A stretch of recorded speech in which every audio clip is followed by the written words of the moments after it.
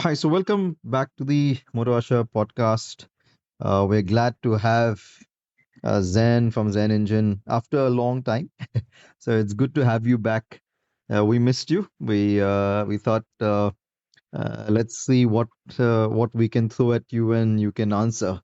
So welcome back, Zen. Thank you. Thank you so much.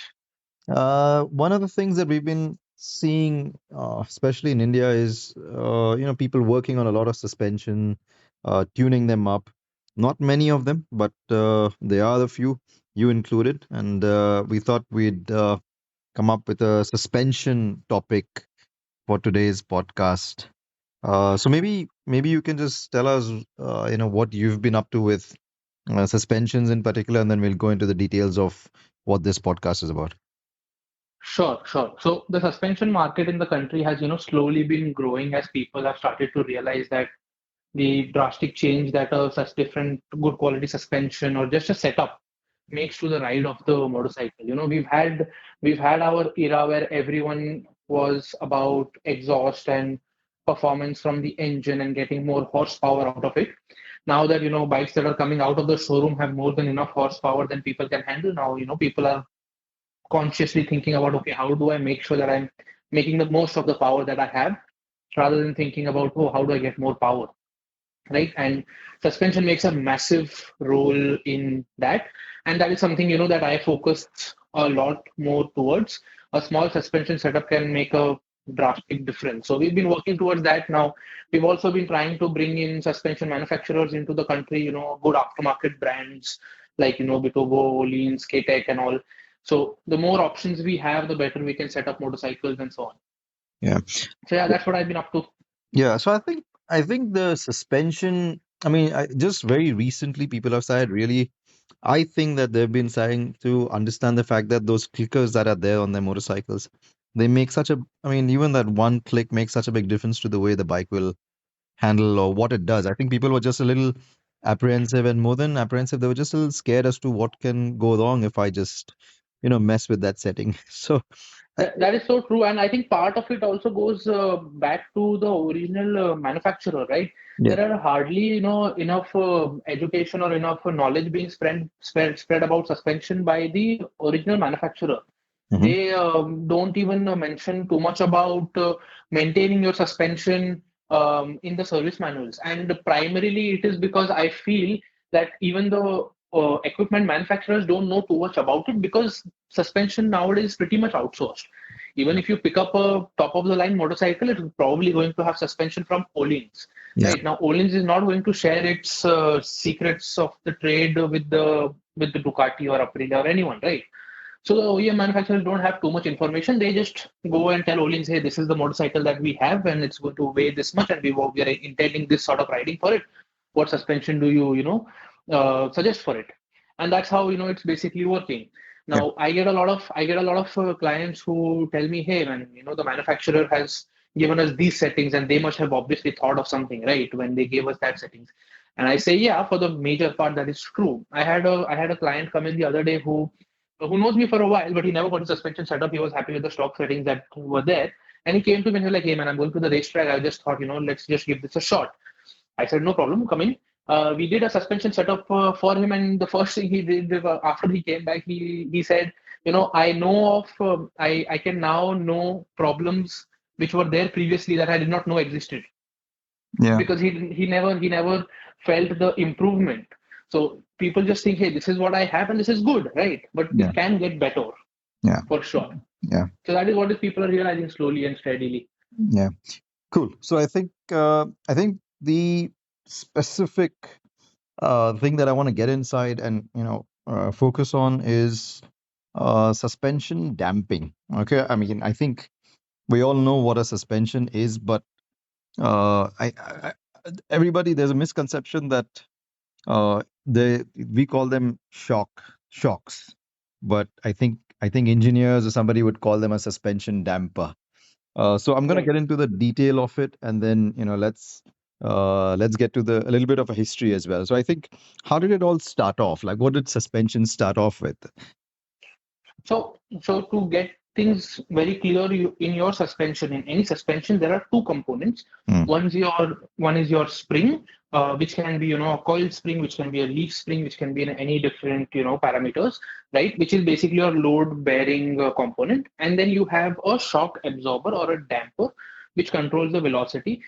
Very clear to understand. If you look at a car or a load bearing, like a tempo traveler or something, and it has a leaf spring and it has a gas shock absorber. There's no spring inside the shock absorber. Those are two very separate, distinct components, but they both form together and form suspension for that vehicle, right? The same logic applies to motorcycles as well. You've got a spring and you've got a damper. It's just that because motorcycles are much smaller, much concise, it's all been integrated very well into a very small little unit, Yeah. right? Uh, Spring and dampers work on two very different effects of the wheel motion, which we will get into later. How this all started is, see, a lot of people think that suspension was basically designed to make the ride of a vehicle comfortable, which is true to a certain extent. Ride quality and comfort is always been the secondary role of suspension. The primary role of suspension has been to maintain an optimum contact patch of the tire on the road, Yeah. so that you have the maximum amount of grip available, right? Now, imagine if we ride a motorcycle which has no suspension, which is rock solid, right? When you go over bumps, or when you go over a rough patch, or when let's say, put some forces onto your uh, tires, whether it is acceleration or it is braking, right? Those forces have to go somewhere on the motorcycle, right? If it is a rock solid motorcycle, the forces are going to be absorbed by the softest part of the motorcycle, which is then going to be your tires, because they are made of rubber inflated by air pressure, right? So then, when those forces go through the tire is going to squish and change the shape of what the tire is formed, and your optimum contact patch of the tire is going to change. Mhm. If enough forces are put through, you might end up losing all your grip, right? So that was the ideal initial first stage. Hey, we need to do something to maintain the contact patch of the tire, which means in those days where there were, roads were not as smooth. Well, we don't have too many smooth roads now as well, but anyways, right? So, Yeah. well, roads were, pretty much bad then, and there would be a lot of bumps, etc. So they wanted to maintain the ideal contact patch, and they thought of, okay, let's have the wheel moving up and down on something. And that's where the whole spring concept was developed into the automotive industry, where the wheel moves up and down and the tire remains intact as it is. Mhm. So that's where it all started, basically. Yeah. So I think the example that you have got about is very interesting because I remember old scooters and they would have just a spring, but that Right. spring would not have any damping. So basically, it would just keep throwing you. I mean, it just keeps Yeah. throwing you up and down. That's it. Every time you hit a bump, you're just going up and down. But then I think that was Yeah. the concept of feeling. The bouncy feeling was the fact that it made you feel that you're riding. It's comfortable. But Correct. I think that's where damping really started off coming into it. Yeah. So let me then I think you should be able to answer this one then. So why does a suspension really need to be damped? Like just a very simple answer. Mhm. A very simple answer, so that the rider gets a concise feeling, or what's the word that I'm looking for? Consistent. Hmm. A consistent feeling from the motorcycle. Yeah. That is what basically damping is for. See, I can give you a spring, and Mm. that is going to be comfortable. That is going to maintain an optimum contact patch with the road. But you, as a rider, will not know what the motorcycle is going to do. One, and two, the load on the tire is always going to be changing because of the bounciness of the spring. The load on the tire is going to keep changing by high and low. So if you are in the middle of a corner, your tire is going to grip, slip, grip, slip, grip, slip because of the motion of the spring, Uh-huh. right? As vehicles started getting faster, engineers realized this, that this bouncy motion of the spring is not really good for confidence of the driver or the rider, and basically the speed of the vehicle. So then they started introducing a way to control the bounciness of the spring. It is very good of the spring to absorb the initial bump, but once it has absorbed the initial bump, we want it to come down to a stop as soon as we can, so that the rider feels consistent with what the motorcycle is doing. Yeah. Okay. Okay. So let's let's cut to a bit of technology in damping. I mean, today, what is the where are we when it comes to damping, and where what have you seen that is real state of the art damping? Because I'm guessing I mean, it's evolved over how many years? Just the fact that we are coming into damping systems to suspensions. So where It's are we almost a now? century now. Yeah. So where are we now, right now, and what what do we look at? Like, if I look at a suspension and if I see something, and can I figure out that's a damping? Is there a unit there that tells me that there's something happening there? So the state of the art system, which is not really the most modern, like it's not something which has come about late. It has been in works for a past couple of decades, right? It is the gas pressurized damping system. So basically, what that does is it keeps your damping system constantly under a pressure, right? You will see these monoshocks which have like a cylinder at the end, and you will hear these terms as gas charged Hmm. shocks. Yeah. So Yeah. these systems keep your damping oil or fluid, whatever is being used, under a constant pressure. Hmm. That allows the system to move from a complete standstill. Let's say that the suspension is not moving at all, right? And once it starts to move, that initial bit of movement, there is always a jerk involved, right? Whenever you try to move, let's say even if you try to open a nut, right? Hmm. If you're trying to open a nut, the initial movement has a jerk, and once it's free, then it starts to move, right? Hmm. Think Hmm. about it microscopically, the suspension works on the exact same thing. As soon as you initiate a movement in the suspension, that first initial bit will have a jerk to it, right? Now, Hmm. this is obviously happening in microsecond, but it makes a difference. So Yeah. these gas charged systems, pressurized systems, try to eradicate that little jerk. And then there is, fluid cavitation and a lot of other things that go into it. But if you see a gas charged shock, now the technology has evolved up to a certain extent where even, the cheaper quality shocks and everything have these gas charged systems.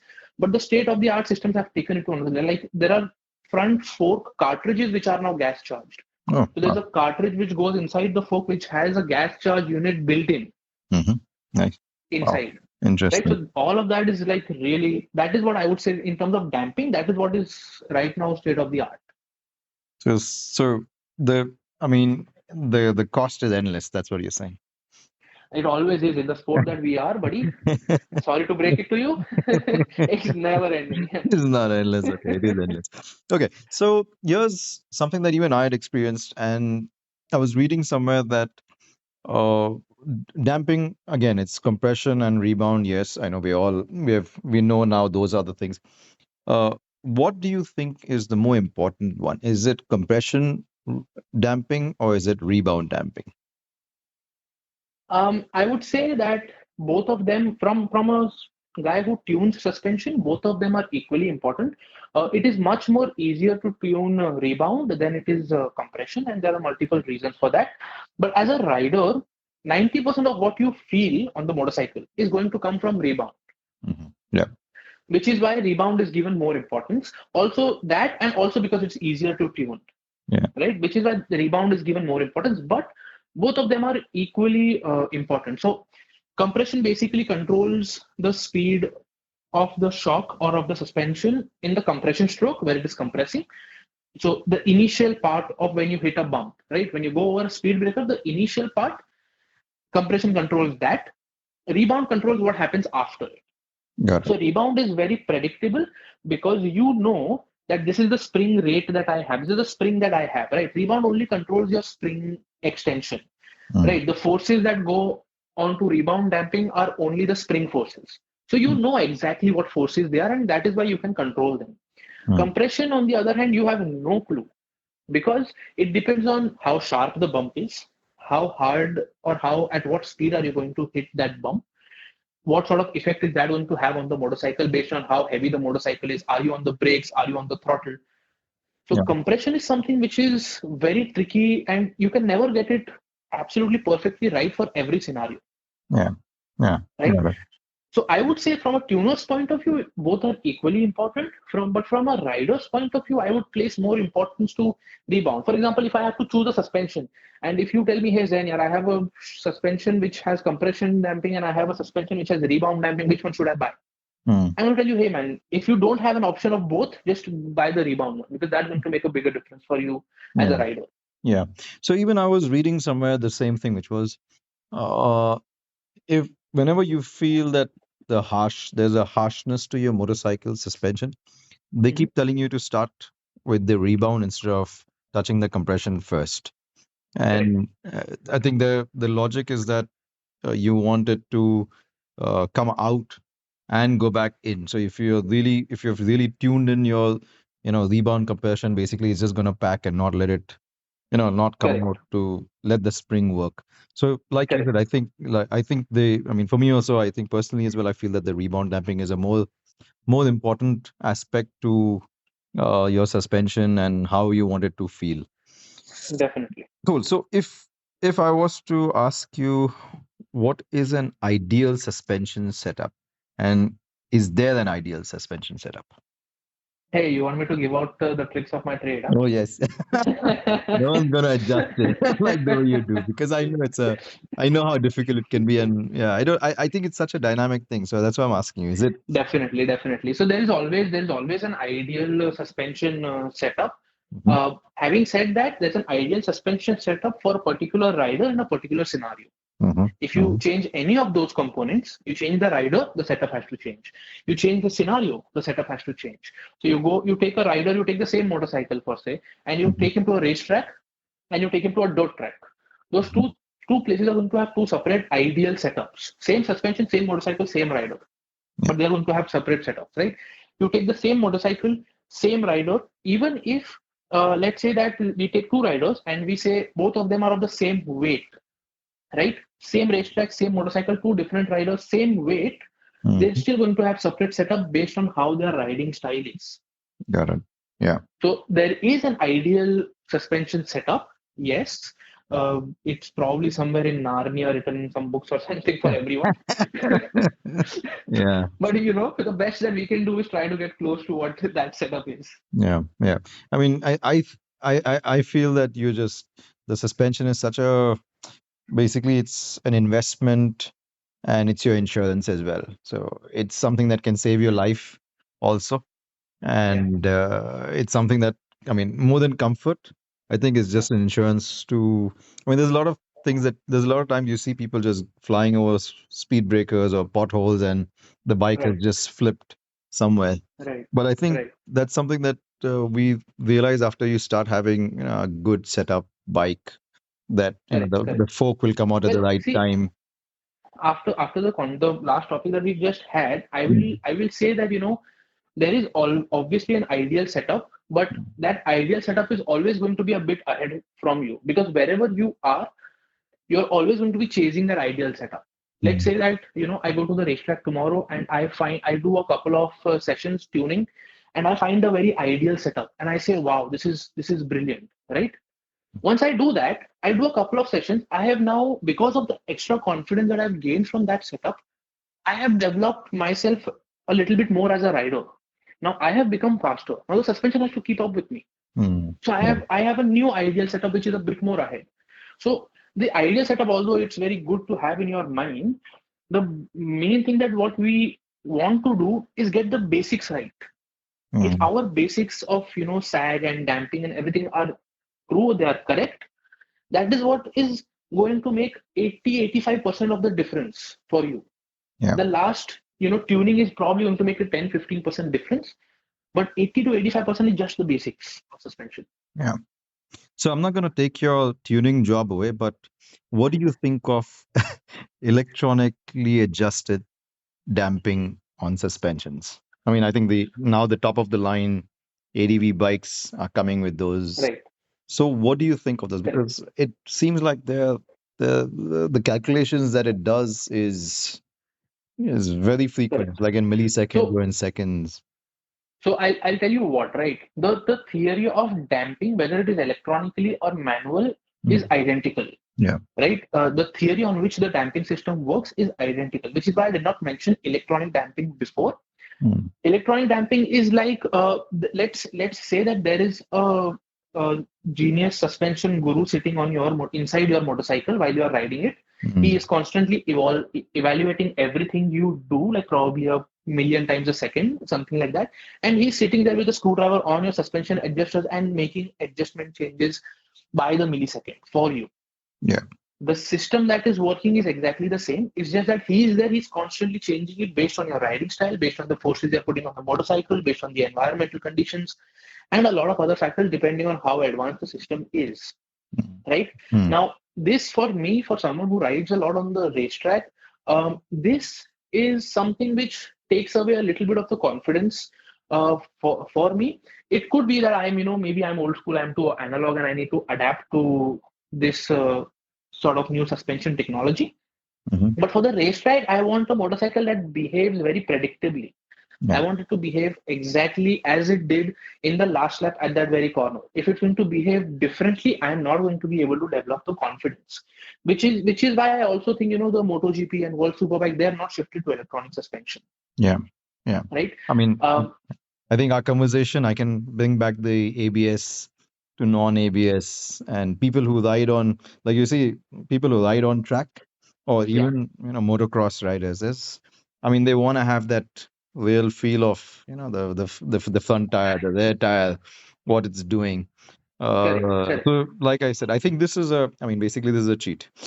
That's Yeah, what it is. but having said that, for 90% of the people who are going to ride on the road Yeah. and who are going to see 100 different scenarios, especially on our road, like you can have like a cemented road, you can have like a broken patch, you can have like a good tarmac road, all in a span of let's say 5 kilometers, right? Yeah. So if you are going to be riding in those sort of scenarios, having that suspension setup which constantly evolves with the riding scenario with you, I mean that is such a God gift that has been given to you, right? You don't need to worry about too much Yeah. with the setup. But on the other hand, it needs to work well.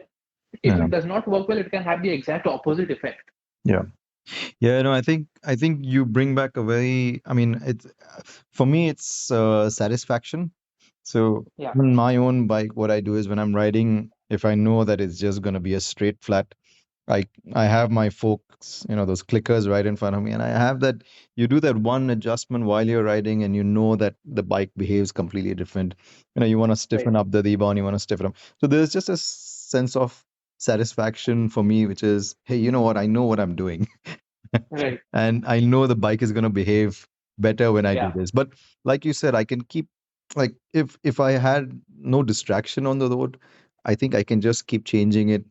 For You can keep changing it every scenario of how the road is, yeah, yeah, and it feels definitely, so much better. Cool. definitely. Do you have anything else to finish off with?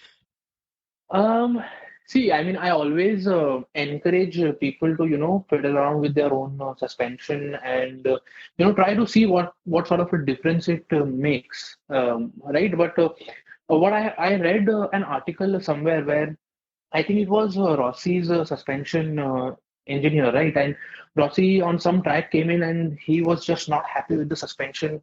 And he was like, hey, it's not feeling right. I don't like it, and so on and so forth. And for the first few times, the suspension engineer made some serious changes. And they all obviously have a lot of data to look at, right? They can see a big, massive amounts of data. They can see what the rider is doing, what the bike is doing, and so on. So the engineer had a hunch, and the next time Rossi came in, the engineer said, "Hey man, the suspension is good. You just need to, just ride a Right. little bit differently, right?" And Yeah. obviously Rossi did not like that, Yeah. right? So the next time he went out, he came back in and he said, "No man, it's not working right." The suspension engineer said, "Okay, I made a change. Just go out again. And I made Mm. so and so change, and the bike is going to behave this way." Right. Mhm. And he went out again and he came in like, yeah, now the bike is working very well. Well, a few years later, the suspension engineer confessed and said, I made no change. Yeah. The bike was exactly the same. Yeah. Right. And I have done this with a few clients in the time that I have been tuning suspension, and it does apply. Like if I am confident that it's not the bike, it's the rider, I will tell the rider, hey, I made this change, it's going to feel drastically different. And they come back and they tell me, yeah, man, this really worked. Mm. Right. So although I want everyone to experience the change that it adjustable suspension makes, we need to keep in mind that we should first evaluate ourselves and see, okay, man, are we capable of understanding all the changes that the motorcycle makes, Yeah. Yeah. right? So first, get the basics of the suspension right, right? The more we read, the more we learn. So the more that information we have, the better we can tune. So invest time in not just adjusting suspension, but reading and studying about it, so Yeah. that I can have these conversations with more people, basically. Your story is the story that you have just said before. That's very interesting because I do that with a lot of my friends who have these things of, hey, is my handlebar crooked? Yeah, yeah, I mean, even if it's crooked and you can just tell them no, it's not, and they'll write it and they'll be like, yeah, yeah, it doesn't feel crooked. So yeah, it's a lot of mental on motorcycles, I guess. yeah. Right. Cool. Well, always a pleasure having you, Zen, on our Always been a pleasure. podcast. Been a while. We've been wondering for a long time, what do we talk about next? Yeah, no, I think we've got some really interesting conversations to throw at you, and seems like you've got an answer for all of them now. Thank you. But yeah, thanks so much, and Most welcome, man. let's catch up Been with a you pleasure. whenever we Yep. can. Yep. Sure. Thank you. Most welcome, buddy. Thanks for listening to this podcast. I want to hear your stories, your motorcycle experiences, what you've been doing, and how motorcycles have made your life better. So if you have something to say, DM us on Instagram, and I'll be more than happy to get you on this podcast.